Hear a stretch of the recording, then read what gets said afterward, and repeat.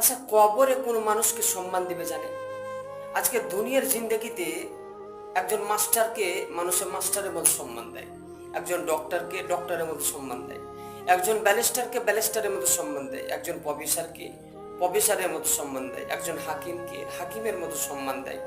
তো যে যে লেভেলের মানুষ তাকে সেইভাবে আপনার সম্মান দেয়। কিন্তু কবর কাকে সম্মান দিবে? কবর কি দেখবে কি আপনি মাস্টার ছিলেন, আপনি ডক্টর ছিলেন, আপনি ব্যারিস্টার ছিলেন, আপনি উকিল ছিলেন, আপনি জজ ছিলেন? না, এগুলো দেখা হবে না। কবর কি দেখবে, কাকে সম্মান দিবে?